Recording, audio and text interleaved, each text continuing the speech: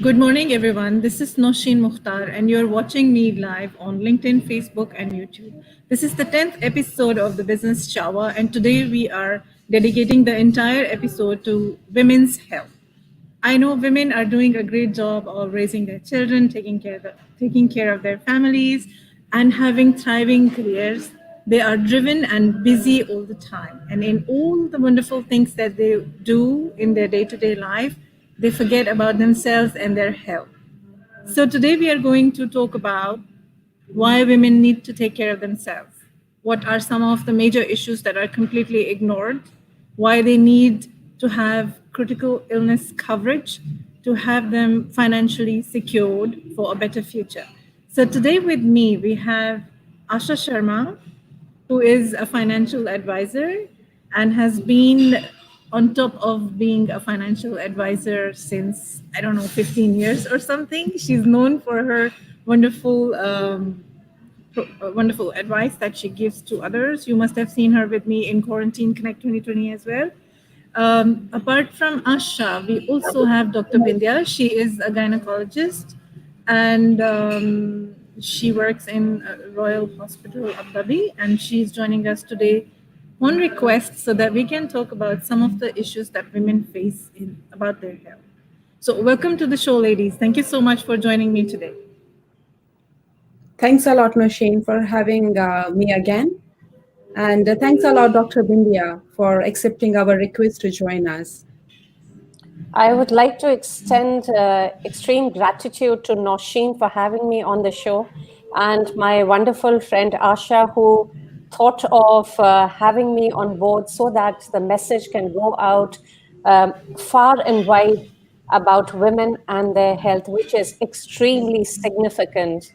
And as Nosheen very correctly said, women have thriving careers and they really don't have time for themselves. So it is an opportunity to give them a reminder to keep a check on their health. So thank you once again, Nosheen and Asha. Thank you so much, Dr. Bindia. Yes, you're absolutely right. We as women are playing multiple roles. We are moms, we are wives, we are sisters and daughters, and we are taking care of our families. And apart from this, we have a life where we take care of work and people at work as well. So, coming to the health issues, what are some of the health challenges that women face? What are the things that they ignore about themselves? Some of them, let me add one answer. Some of the challenges could be related to fitness. So they are not taking care of their fitness, their physical health. What else? In addition to this, Nosheen, what I have noted is things that are very visible in the body. They do often go and get themselves checked over, but things that are lying hidden inside, that I would allude to is, for example, the cervix, which is the neck of the womb. And I'm sure people have heard about cancer cervix. My experience in the UK and having been in NMC Royal Hospital in Khalifa City in Abu Dhabi, I have seen that women are not aware that there's something called cervix as a part of their body or the neck of the womb. And routinely, whenever we are seeing these patients in our clinic, there is a part in the consultation which says pap smear. And when I ask, when was your last pap smear done? I do get raised eyebrows and very a facial expression which says, "Oh, what on earth is this?" And I have noted that it does. Some women have been good, and I do congratulate them for that. But far and wide, they are not aware of what is a pap smear. Wow. Wow. I would like to So, add something here, Doctor. yes. You would be surprised actually. Uh, Being a very educated woman, being in insurance industry, I'm teaching people about, critical illness, cancers.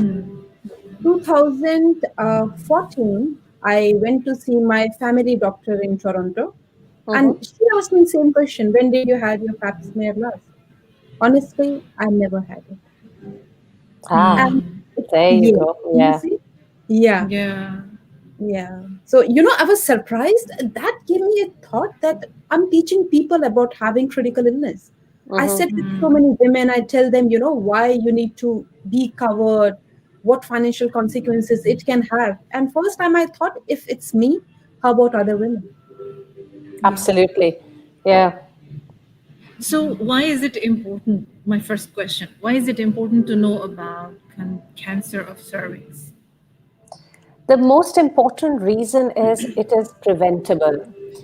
Anything that we can prevent and maintain not only health and safety of our family, ourselves, but also the family. And why I say that, it is very, very sad for a young wife to be lost or a young mom to be lost to cancer. The good thing is that there are very good, robust screening tools.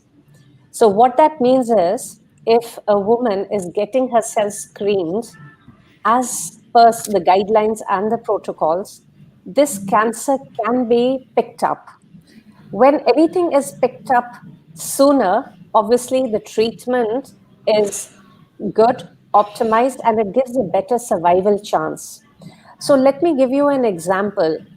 If cancer cervix is picked up in very early stages, would you believe that the chance of survival upon treatment is as high as 90%?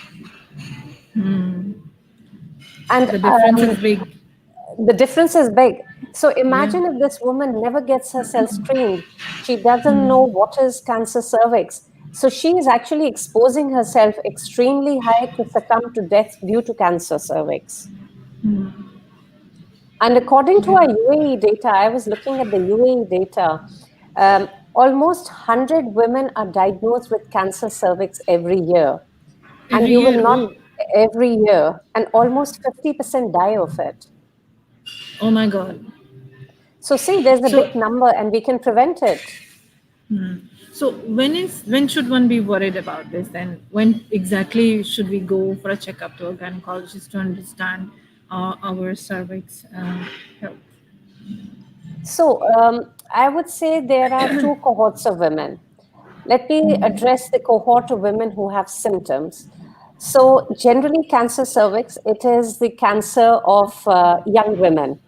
So, reproductive age group, young moms, anytime you can say from 25 to 45. So, one group of women, if they have problems with their periods, yeah, and what kind of problems? Let's say, in addition to having regular menstrual cycle, they end up spotting in between, or they finish their menstrual cycle and after a few days they again start bleeding or spotting. Or some patients have come to me in my clinic and they said, I'm getting a very smelly vaginal discharge. It should not be ignored. This is important. Please go to your gynecologist. Or a Right. blood stained discharge. And especially something which is called as postcoital bleeding. So, to elaborate it, if you are with your partner or your husband and you note that you are bleeding after intercourse, please take it up seriously. This is extremely important for your health. Many patients had ignored it, and later it turned out that they had cancer cervix growing in there. So this is a bit easy. So it's just like a reminder sending out to the women, if you have all these symptoms, please don't ignore yourself. Go and visit your nearest doctor, and Right. particularly a gynecologist. Unfortunately, there is a large cohort of women who may be having a problem inside and they never show up any symptoms. So, what we say medically, it's asymptomatic presentation. And that is why it is important for women to keep getting themselves screened. Okay. This should be how regular? So the screening is now, unfortunately, does matter here. From the age of 25 until the age of 49, they should go for a 3 yearly scan. And when we say Okay. 3 yearly scan, this is according to the UK guidelines, the British colposcopy guidelines. However, in 3 years, it is important for women to know that there have been no symptoms, because all the symptoms that I alluded to before, if they start presenting in between your two screening tests, so between one screening test and the one 3 year later, then you should go in for what is called as interim screening. Okay. After the age of 49 and until the age of 65, the risk of cancer cervix still stays on.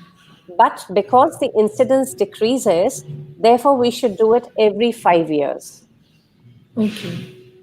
All right. All right. What is Pap smear results? So, what really is a pap smear is when a patient goes into the gynecologist, she is made to lie down on a couch, she is positioned in a way that we can facilitate the entry of a very simple instrument, which is called as the speculum, which Okay. opens up. It's like you open up the mouth, it's opening up your vagina down there to gain access to the neck of the womb, which is the cervix. And then we run like a brush and we scrape the cells from around the cervix. Now, I know Okay. scraping to some women may sound as it is painful. Honestly speaking, if you are mentally prepared for it, I would not, and I've had it done myself, I would not qualify it as painful. I would say it is uncomfortable. And I always encourage my patients, it's an discomfort for a few seconds as opposed to a very painful thing that may happen later on. Once the Yes. pap smear is done, um, so what we are doing currently in NMC Royal Hospital is that we give them a week's time so that the Okay. result can be processed appropriately. And what I tend to tell my patients is, I say, come and have a consultation, a face to face, so we can discuss the result. So the result can range anything from being a normal pap smear or a borderline or mild problems like a mild dyskaryosis, moderate or severe in the worst case scenario. Right. So to elaborate on this, what happens if it is a normal smear? As I said, depending on your age, you can go for a 3 yearly protocol. Yeah, so every 3 years, go back to your gynecologist, get the pap smear repeated. However, if it comes as a borderline case, I don't want women to think that, oh, I've got borderline pap smear. Have I got cancer? Because I've had these kind of, scenarios in my clinic. Oh, doctor, am I going to die tomorrow? It is very important to reassure them a borderline pap smear does not mean it is cancer. All it means is we need to know why they're having a borderline pap smear. And most likely, it could be just a virus called the human papilloma virus. I'm sure most people have heard of it, or the HPV. Yeah. Okay. So we need to screen them for that. However, if it is between moderate to severe, the option of screening for the virus is there. But what next? Because if it goes to the severe form, the virus has done the damage. 99% is the virus, so there's no use looking for the virus. So we go for a special test where we have a look with a special camera inside the cervix, which is called as colposcopy, and we take biopsies from the cervix, which does not look right, and we send it to the lab to understand how far is the patient away from the cancer. Right. Oh, So it so helps. with this test is possible to know that how far patient is from the cancer. Yes. So why, how I say it is, it depends whether it is, so the pre-cancer is called as cervical intraepithelial neoplasia. This is the pre-cancer state. So if it is pre-cancer state 1, then obviously the time to develop cancer from there is long, up to 20 to 30 years. And the chances of developing cancer from pre-cancer stage 1 is less, hardly less than 5%. Now, if you go up the ladder of severity, so if it becomes pre-cancer stage 2, then your chances of developing cancer cervix is higher and faster. And unfortunately, if it's pre-cancer stage 3, which we medically say CIN3, then the chances of developing cancer is higher and faster. Okay. I have a question here, doctor. What age, I mean, the pap smear test should be done once the girls start menstruating or they become sexually active, or what's the minimum age they should go for it? Why I'm That's asking, I'm not very well aware like cervix cancer at what age, because I know about other cancers, they are generally happening these days in, teenagers too. So many yes. kids are contracting this thing. So in girls or in younger women, basically, what's the age? Yeah. So this is a very pertinent and a very important question that you have asked, Asha. Um, Ideally, the age limit is 25 years and above. And why I say that is we expect that women have not been sexually active before that. However, this test is applicable to all girls who have been sexually active as well. So, according to the UK guidelines, they believe before 25, it's less chances of doing it. Sexual activity may be less, and also if they have acquired the virus as a result of sexual activity, given they're younger and they have a better immunity, the virus gets flushed away easily out of the system. Whereas, according to the US guidelines, they say start it as early as 23. So I would say, obviously, the girl is not maintaining her virginity. That's how you can introduce the speculum. You can say ballpark figure 23 years and above. Okay. Okay. Yeah. All right. How can we prevent it? How can we, what are some of the ways to prevent this? So, the most important way to prevent cancer is to be aware. Awareness is the key to preventing cancer. What does it mean by awareness? We need to be aware that there's a screening tool, pap smears. We need to be aware of certain risk factors. Okay. And And what are we, those? so the risk factors are early age at starting sexual life. It's so, in other words, how early and also how early you acquire your periods and how late you finish. How many sexual partners has somebody had?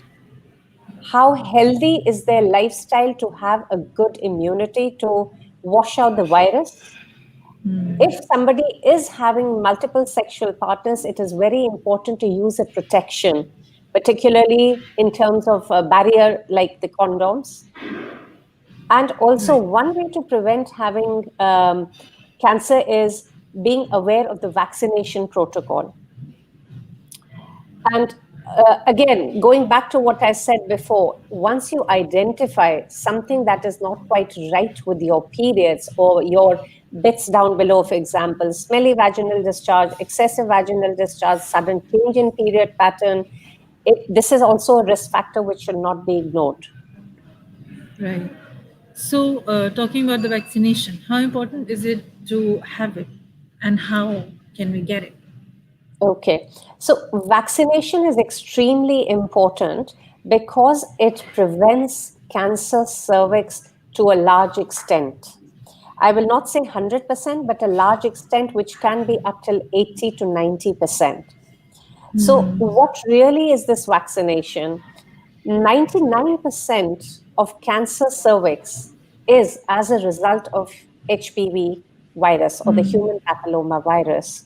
And there are different strains of it which are categorized as the low risk and the high risk.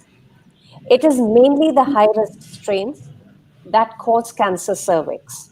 Now, why do we need to give the vaccination? The vaccination is important to develop immunity in the body of a person to that virus. So, when they're actually exposed to the virus, they already got the immunity. It all started earlier in the UK with a vaccine which was covering only two strains. And then gradually, four strains have been included. And very recently, a nine strain vaccine has been introduced, which is called as Gardasil 9. Now, what is the difference? The difference is the larger the number of strains or the type of virus that can be covered by a vaccine, it means it is going to give protection to the women for a wider variety. And here I would like to mention it is both for the girls and the boys. It should For be both. started, yes, it's for both. So it's very good. The girls get immunized, the boys get immunized, and therefore it is going to cover a wider population. So the girls should get immunized, I would say, when they're pubertal. And then they should have a catch up again at around the age of 26. Same thing with the boys. I never knew this, and this is news to me. This is Seriously. new to me, doctor, new to me. I knew about boys because I'm mother of a daughter. So obviously, Mhm. I studied it somewhere. But boys, I never knew. This is Yeah, very boys, it has been introduced for the last quite a few years. I don't think its uptake is here in the UAE, but definitely in the UK and Australia, they have a strong uptake of the vaccine. okay. Right. So it's important for everybody. I would say it is important for everyone. For everyone, yeah. Yeah. In fact, I have had a few patients who came to me in my clinic and they're 35 and 36 and they're married with children and they asked me, should I go for the vaccine? Now, my honest answer is yes, go for it. Even if you are married. Why I say that? You may not have been exposed to the viruses yet. You may have been lucky that you're not exposed to the virus. And it's no harm in taking the HPV vaccine to prevent you in the future. So Yes. it'll be like future prevention or Yes, care. yeah. Mm. Yeah, Mhm. okay, all right. Um, it's I have important a question. for, Yeah. yeah. Sorry, I have a question here, doctor. Uh-huh. Like you said, in the men there is like voice, right? So women can have at any age. How about vaccination for men? Is there is Same any age age. for them? Yeah, same age. So, Oh, like we have young girls, we have young boys. So, those who have sons yes, before puberty or just about puberty, they can start having the vaccination. And the concept is just the same. We are expecting they've not been sexually active. yes. Yeah. And then we give them a catch up to boost up the immunity. And Okay. the data is not much out there for what to do with men after the age of 35 when they've been married. But my common sense and my medical information takes me, it will do the same thing as it does for a woman. So maybe they've not been exposed. And not to forget, these HPV strains are not only for cancer cervix, it is also to prevent warts. Okay. So you must have heard of some people, oh, they've got a wart somewhere near the vagina, somewhere near the back passage. That is extremely important. If they have been vaccinated, it can prevent these warts from coming up. Great. Right. Hmm. How much is the cost for this vaccination, doctor? I wouldn't be able to tell you on top of my head, but as far as I'm aware, it is not covered in the insurance policies. It's okay. None of the insurance policies. I would say other than the Thika, the man, but no other. Okay. All right. All right. But We maybe have a around question. 200 dirhams, maybe. 200. Yeah, yeah. Yeah. Okay.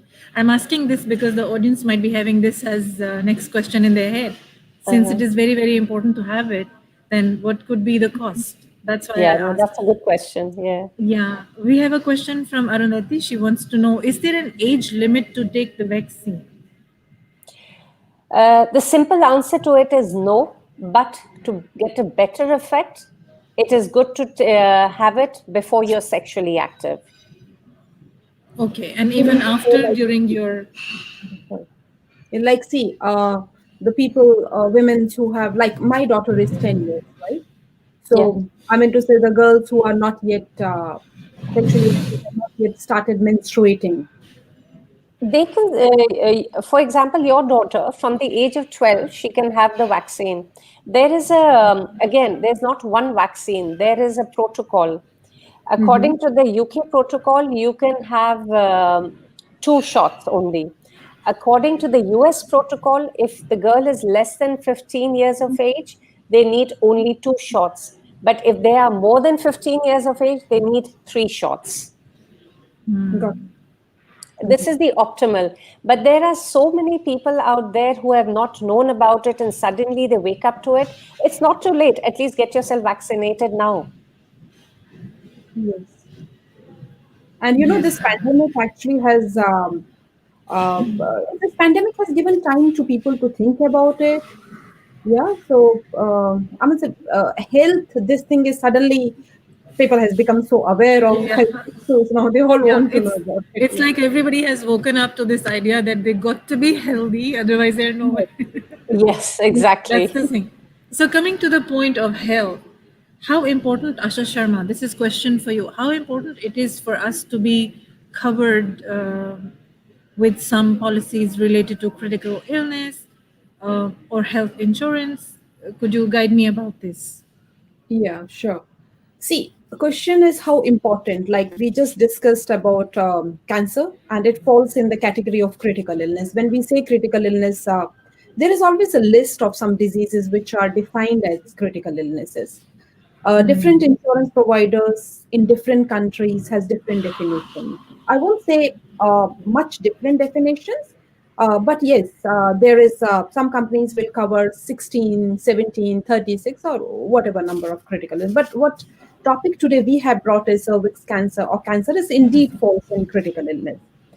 Right. See, any sort of emergency, Noshi, it could be heart attack, it could be stroke, or cancer, often incur greater than average medical costs. Yeah, it You know, does. even with excellent medical insurance, just one critical illness can be a tremendous financial burden. I'm sure Dr. Bindiya has witnessed it over her career that many people who are not covered under medical insurance, they tend to pay from their pocket. Yeah. So first, you don't know how much it is going to cost you in future. It could be like cancer if they need chemotherapy. I mean, Yeah. Yeah. I'm not aware how long they are going to go for chemotherapy. Now, how about dialysis? If someone is on dialysis, it's like a whole of life they are going to be there. Yeah. Yeah. There is one thing, very this thing, Nashi, people are basically very confused between critical illness and medical insurance. Yeah, I wanted to ask you this. Whenever This I, thing. yeah, isn't critical illness and medical insurance the same? The Yeah, same, yeah. So, honestly, 99.9% people, when I meet them, their first question is, isn't it same? So, critical illness cover and medical insurance are entirely two different concepts. yeah. See, understand that medical insurance is something, or medical insurance or standard health insurance.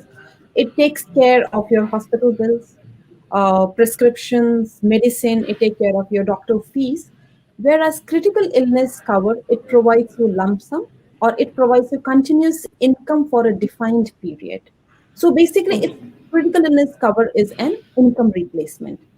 Now, many Okay, people wow. assume, yeah, many people So this assume that, means yeah. it means that when somebody is diagnosed with a very, let's say, lethal disease Mhm. that puts them in a critical condition, critical health condition, they're able to finance it using their critical illness coverage.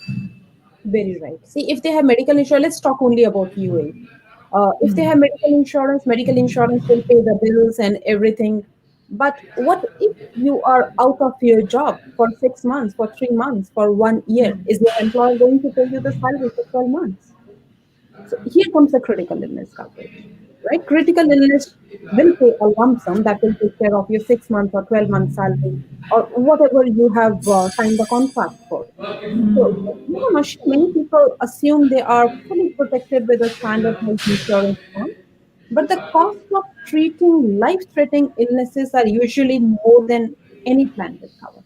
And I have witnessed it with my clients many times. Right.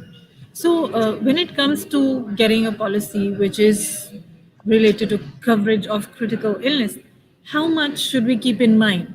What are the figures? Because I'm a person who doesn't know much, so I need to know what figure should I be looking at? What kind See, of policy should I go for? yeah, there are different kinds of policies. It all depends on the needs of the person. Critical illness coverage policies are always tailor-made policies for the people, because Okay. we include many factors. Whether you are married, whether you are single, you have any financial dependent on you, how much your employer is covering you, which country you are from. There are many countries where you have to sell everything out of your pocket. Now, if you go to UK or Canada or US, not US, but in Canada, it happens that health health is all taken care by the governments, right? If any critical illness, that it's all free of cost. So now, question is how much critical illness if one should buy? Then general rule of thumb is 5 to 7 times of your annual income. How do we calculate it? Because see, if someone lands there, if unfortunately this thing knocks at your door, what if you are not, generally what we have seen, if one falls sick, it takes about 5 to 7 years to come back to work effectively. Like we Yeah. just discussed, Dr. Bindia might put a light here. If someone is going through chemotherapy, generally, how long it take for them to come back to work? It depends. What are they having chemotherapy for? How what the response is? But yes, I would agree. Getting back on your feet could take anything up till 2 years to 3 years to even 5 years. That's right. It's So a long Which then, means time. they could be out of a job for a long time.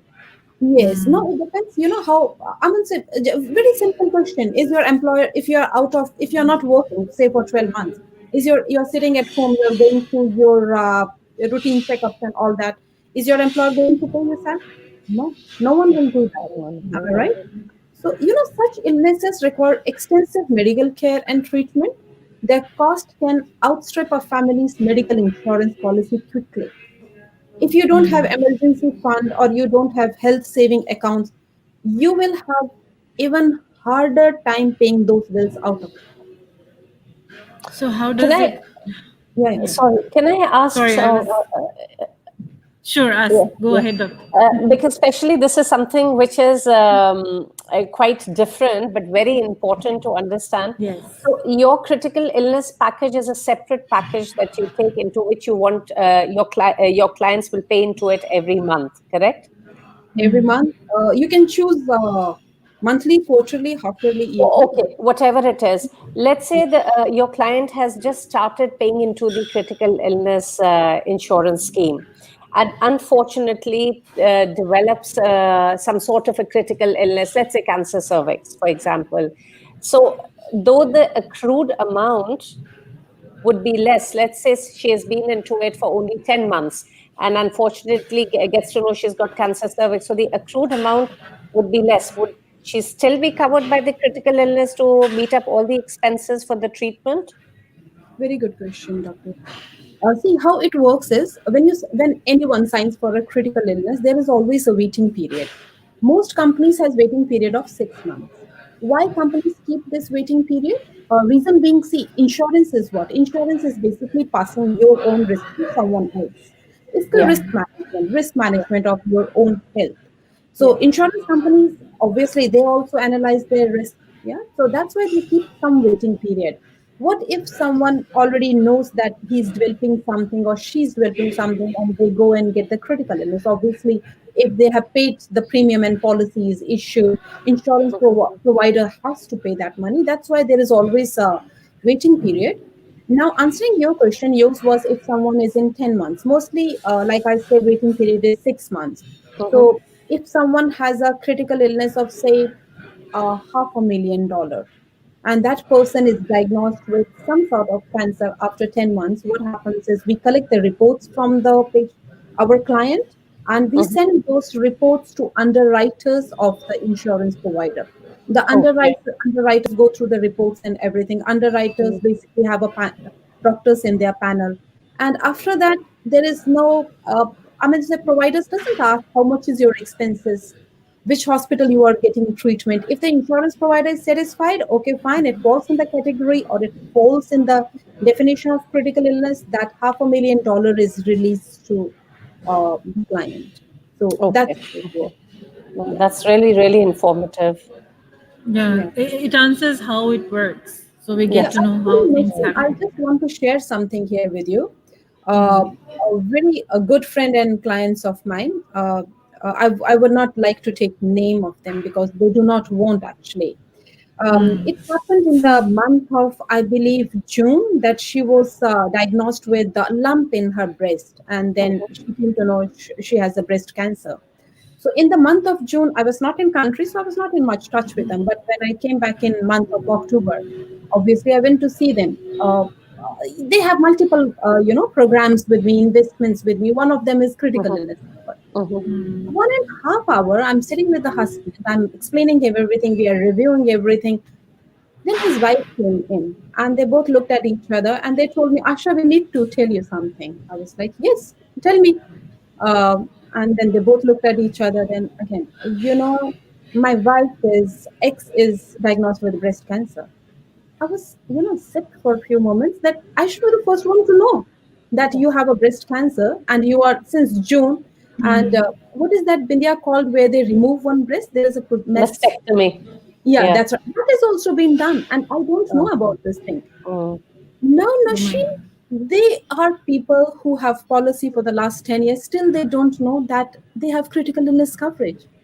Hmm. And then I told them, you have it, you can claim it. I collected their reports and everything.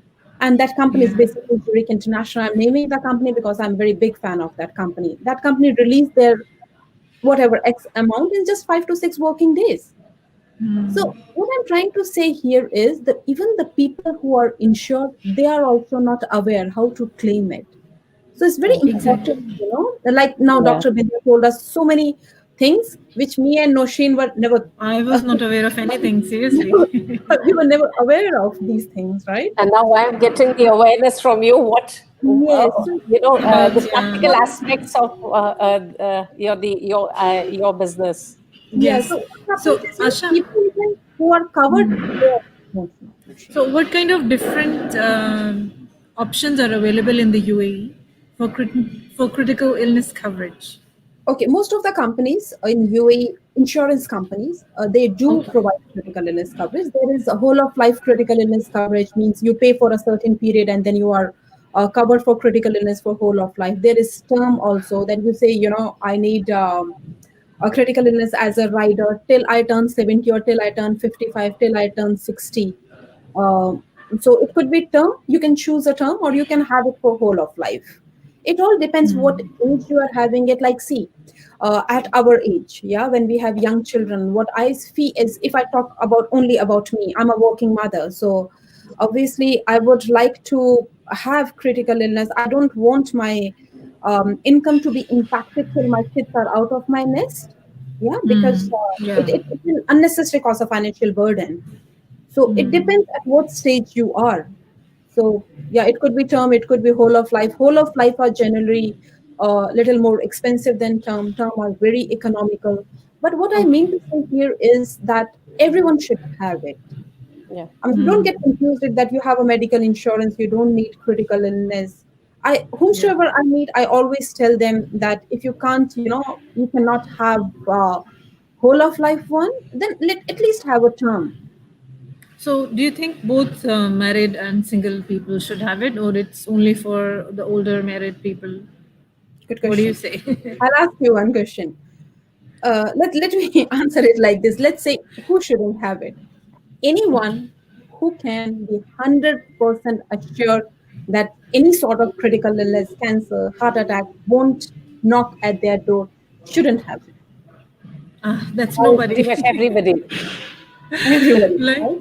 like we can Any, any of us can get a disease at any time, and we might yeah. discover, oh my god, this has happened. Even if you don't have a family history of a lifestyle disease like cancer, you don't know, you might No, get it. you don't know. Yeah, Oh like my. if you have a family history, I think doctor will agree with me. If you have a family history, you have, I think, higher chances. Am I Higher right? risk of certain Yeah. cancers. Yeah, but Absolutely, yeah, sure. yeah, so Yeah. if you don't have family history, then these days sedentary lifestyle, our food, it's Yeah. because it's on so much in rise. So I don't know who to blame, what to blame, but maybe it's our food and our stress, the way we work, 14, 15 hours, especially this virus has come. I think I'm working 14, 15 hours. I'm sure you guys also. So Yeah, high yes, level of exposure to the COVID now. yes, Oh that's yeah. right. Yeah. So see, who should have it? Everyone should have it. It doesn't matter if you're financially. I mean to say, if you're working, if you have income coming, then you should protect your income. Yeah. So So now, are there policies that are more affordable and with oh limited coverage and like that, yes, so can yes, you tell us yes. about that? Because I'm sure now the audience must be thinking about what to spend to get critical illness coverage. So let's talk about the expense.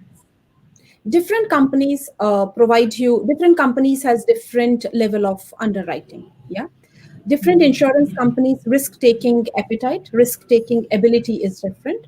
So this is all depends. That's why you need a financial advisor. Actually, if you just go Yeah. to one company, you will buy what that company is offering you.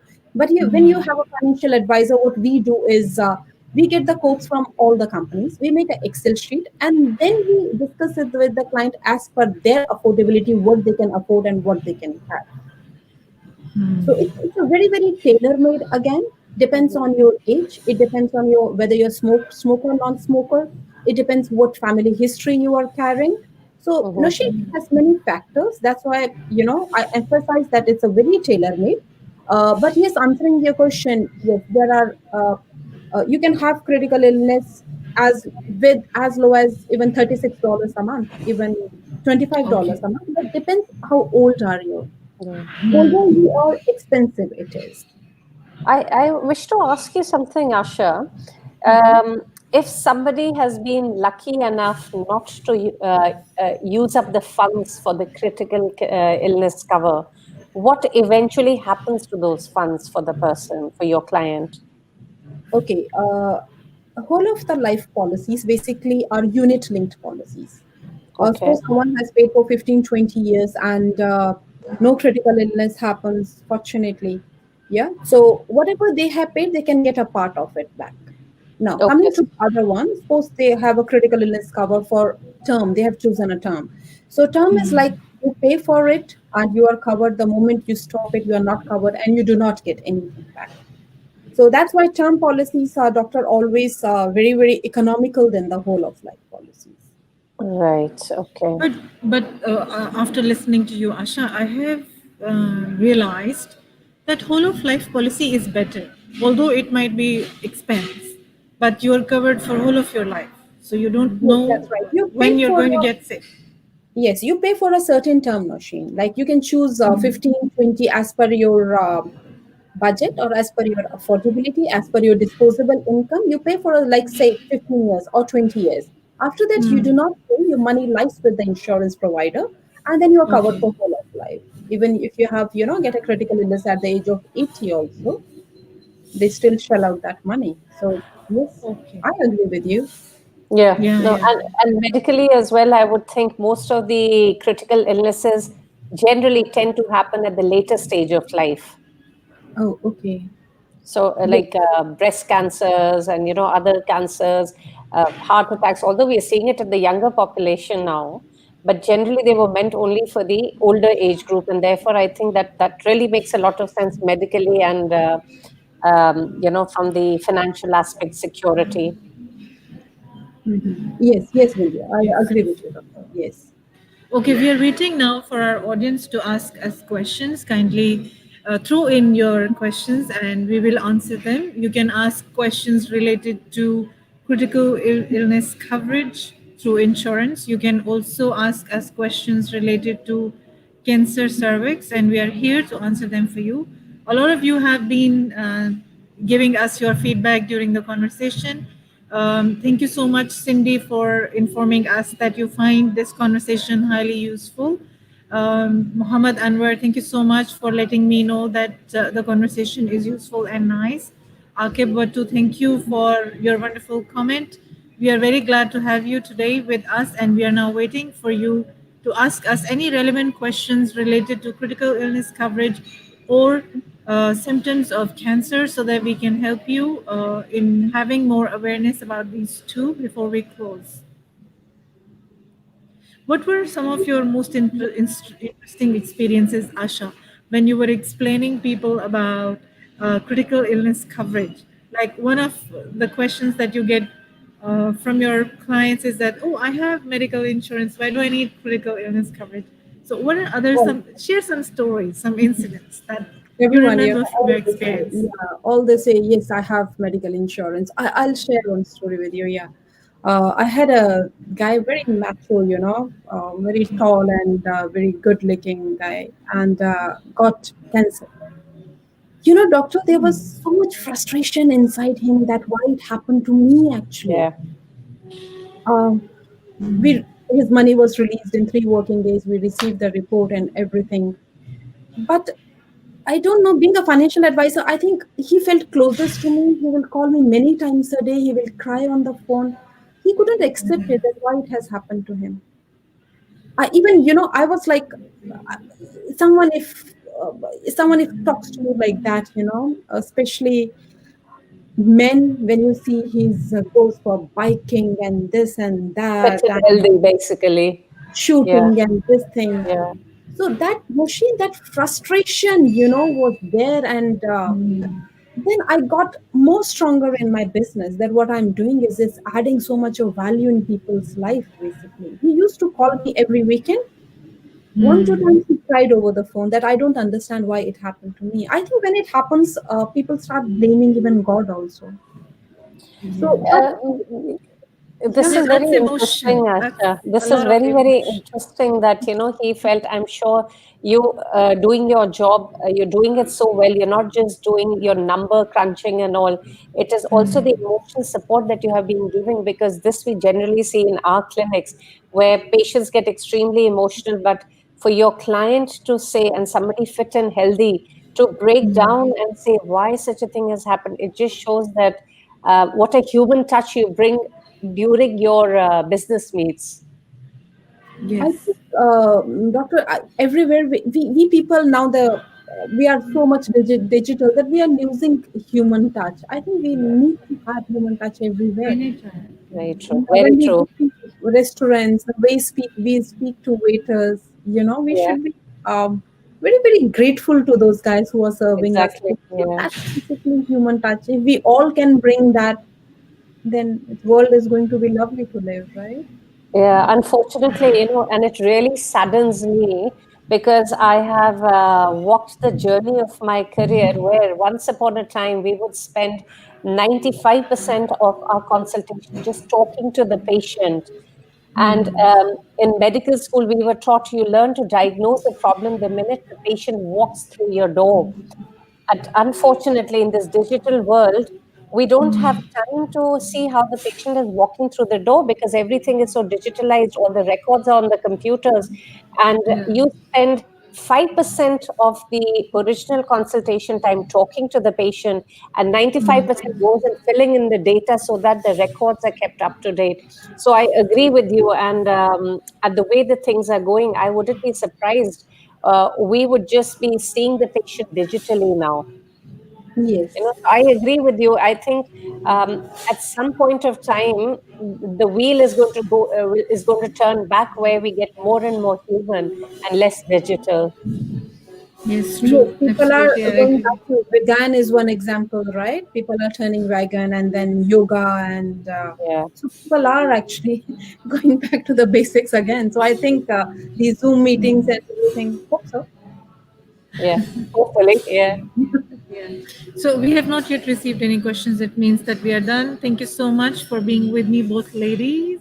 I really enjoyed talking to you. You have given me a lot of knowledge today. Like I did not know so many of the things. I'm No, sure Noshin, everybody has found it useful. no, Noshin, that was really nice of you. It has been lovely, lovely interacting with you, Noshin, for the first time. And Asha, yes, if I can't see you physically over in Abu Dhabi, at least I can see you digitally. Thanks to Nosheen, actually. Yeah, that was very We can, insightful. Being we an can do more health shows and have more Yeah. awareness raising for our audience, because I see a lot of people really liked our conversation today, and they definitely, if I have learned so much, many people must have learned too. So let's do more of this, and I will then need your time again, Sure, and it will be a pleasure. we can select some health challenges and talk about them. Yeah, that sure. was very insightful and very great, Doctor. Yeah, likewise, Aksha, I got to learn something outside my capacity and field, and which is equally important for myself as well. Yes, I, that's right I, for I everyone. don't think I got a critical illness cover. I have to check. I have to check back, as you said. Yes, that's right. Yes, Okay. true.